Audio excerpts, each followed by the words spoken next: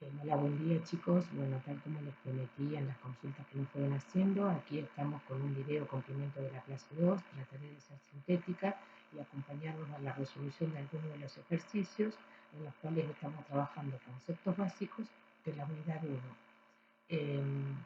Los conceptos básicos son el estatus epistemológico, el estado de saber de la didáctica, las dimensiones de la didáctica, las justificaciones de la misma, el objeto de estudio, es decir, de qué se ocupa, la didáctica, y también vamos a ir analizando en otro video complementario que vamos a agregar eh, la evolución histórica de la didáctica.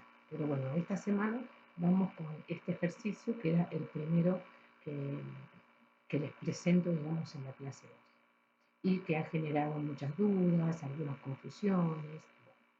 Eh, una de las consultas tenía que ver con que eran definiciones que decían cosas distintas. Sí, justamente, dicen cosas distintas porque la didáctica no ha significado lo mismo a lo largo de la historia, no ha tenido el mismo objeto de estudio, ni ha tenido el mismo estado de saber. Por eso ustedes verán que las definiciones son de distintas épocas, de la década del 60, de la década del 40, de la época de Comenio. Bueno, hay distintas definiciones porque justamente la intención es que ustedes vean que la didáctica se ha ido configurando, lo que es hoy, de acuerdo a una evolución que ha llevado adelante. Pero que las cuestiones, las categorías que yo propongo para el análisis, como la doble dimensión de la didáctica o triple dimensión, el estado de saber, las justificaciones y las etapas históricas, por ejemplo, son todos aspectos que están presentes en todas las definiciones. Bueno, y eso es lo que vamos a ir analizando. También vuelvo a aclarar, como aclaré en el primer video, en un aviso y en las clases, que las guías de lectura no son para entregar. Los ejercicios sí son para hacer, digamos, y para compartir en los foros, en las clases que nos propongamos de manera sincrónica, pero no son para enviarme tipo trabajo práctico. No tiene sentido, insisto con esto, ustedes son muchísimos estudiantes y todos me van a entregar la misma producción, más allá de que la hagamos juntos o no, no tiene sentido, porque son justamente guías de apoyo para la lectura y son ejercicios que nos invitan a interpretar la lectura. Ya les va a llegar un trabajo práctico que va a tener características evaluativas, o sea, va a llevar una nota que va a ser de carácter parcial. Eh, la idea es ir haciéndoles distintas propuestas cortas, digamos, y dinámicas, y que puedan trabajarlas en grupo para que puedan ir avanzando en el proceso evaluativo.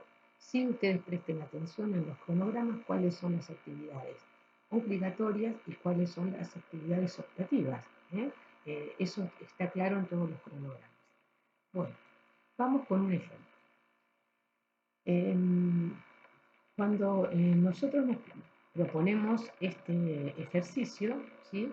Eh, tiene que ver con que estuvimos analizando en las clases que pasaron qué es la didáctica, de qué se ocupa, por qué tenemos que estudiar didáctica o por qué es importante la didáctica en un profesorado, ¿no? Y, y ello es lo que vamos a analizar en las definiciones, tal como les decía. La consigna que yo les había dado está aquí y ahora la vamos a desglosar punto por punto con una definición. Ahí vamos. Yo tomé en este caso la definición de Stoker de 1964. Entonces ustedes fíjense que es una definición que tiene unos 50, 60 años para atrás, ¿no? Entonces, es importante que consideremos esto, no es una definición actual. Ahí ya tenemos una primera contextualización. La definición dice, la didáctica es la doctrina general de la enseñanza o también estructuración didáctica del griego didaskain, enseñar, la teoría de la instrucción y de la enseñanza escolar de toda índole y de todos los niveles. Trata de los principios, fenómenos, formas y leyes de toda enseñanza, sin reparar en ninguna asignatura especial. Ya algunos de ustedes que trabajaron esta definición hicieron un muy buen análisis, por ejemplo, de las justificaciones de la ley. Vamos con la primera consigna. Todas las consignas estas son para todas las definiciones. Cada una de las definiciones las analizamos con estas consignas.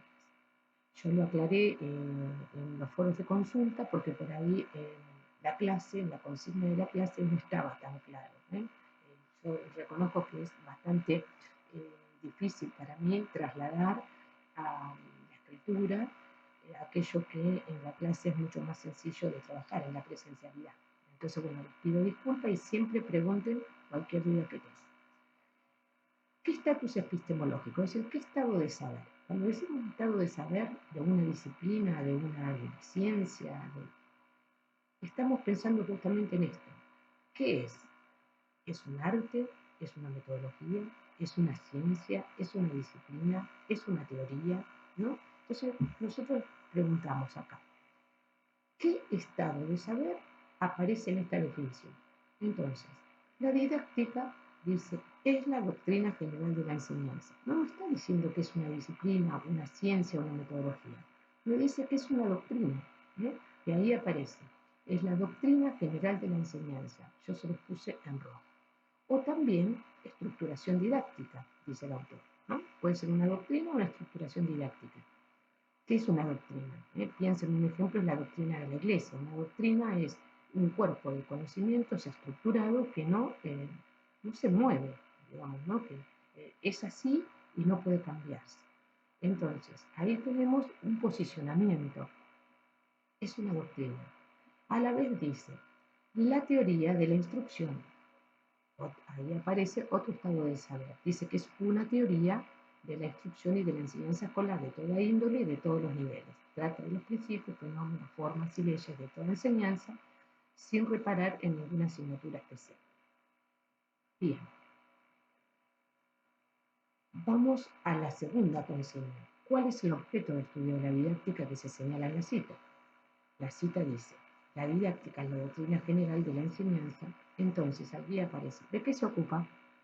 Se ocupa de la enseñanza. Más adelante, cuando habla de la teoría, ahí de qué se ocupa, de la instrucción y de la enseñanza escolar de toda índole y de todos los niveles. ¿De qué trata? De los principios, fenómenos, formas y leyes de toda enseñanza sin reparar en ninguna asignatura especial. ¿De acuerdo? Acá si ustedes señalan una parte, si ustedes hubieran señalado solamente de la enseñanza, está muy bien, porque después lo que hace es repetir. Nos dice de la instrucción y de la enseñanza escolar de toda índole. Entonces, tranquilos, digamos, con estos ejercicios. Son ensayos, son pruebas, y lo que estamos pretendiendo es eso. La pregunta es, ¿cuál es el objeto de estudio? ¿Qué estudia la didáctica? Y acá nos dice, la didáctica es la doctrina general de la enseñanza. ¿Sí? ¿De qué se ocupa? De la instrucción y de la enseñanza escolar. Bien, espero que vayamos hasta ahí. Cualquier cosa, ustedes me visibilizan las consultas a través del foro, a través de privado, y vamos a instalar a partir del viernes que viene eh, algún horario, digamos, a partir de la semana que viene, algún horario de consulta sincrónica para que podamos vernos y trabajar juntos.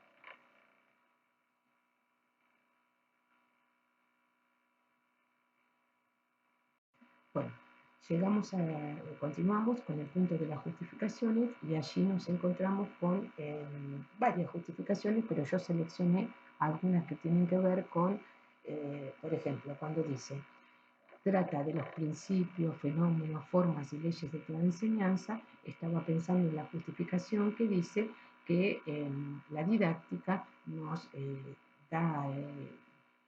proporciona normas, leyes, para que podamos enseñar, ¿no? Nos da una serie de indicaciones, nos acompaña, por ejemplo, en la estructuración de una clase, definiendo si la clase tiene inicio, desarrollo, cierre, si tenemos que planificar y esa planificación cómo se hace. Bueno, ahí tenemos, ¿no? Y si nosotros vamos a pensar también en los contenidos, de dónde tomamos los contenidos están en el diseño curricular de nación, de provincia, y nosotros los llevamos a las planificaciones y ahí tenemos eh, la relación con las leyes, ¿no? Porque los diseños curriculares tienen carácter de ley, son prescriptivos. Entonces, aquí tendríamos una de las justificaciones. A su vez también podríamos decir que cuando habla de doctrina, de instrucción, de teoría, estamos pensando en la justificación, la cual dice que la didáctica se aprende, ¿no? Se estudia, no es algo que lo podamos adivinar, no nacemos sabiendo didáctica, sino que necesitamos estudiar para saber cómo enseñar, ¿no? En todo caso, para conocer esos principios, esas formas, esas leyes. Después, o por último, digamos también, tenemos la última consigna que dice si se visualizan las diferentes dimensiones. Bueno, las dimensiones, como ya hablábamos en la clase anterior, las dimensiones son parte de un todo, ¿no? Entonces, sí o sí, en todas las definiciones de didáctica tendrían que aparecer las dos dimensiones. Lo que pasa es que en algunas se enfatiza mucho más una de ellas. En este caso, si nosotros nos guiamos por las palabras, ahí tenemos la palabra doctrina. La doctrina es dogma. Si pensamos en un ejemplo, podría ser los dogmas de la Iglesia Católica, de cualquier otra religión. Son estructuras que no se cambian. Y en esa conceptualización tendríamos una mirada más relacionada con la prescripción, la norma, ¿no? Algo que no se cuestiona.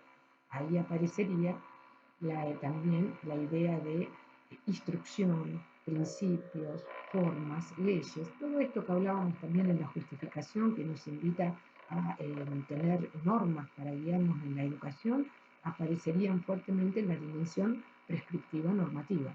Tenemos prescripciones y normas. ¿Dónde aparecen en la definición? Cuando habla de doctrina, de estructuración, de instrucción, de principios, de formas y leyes.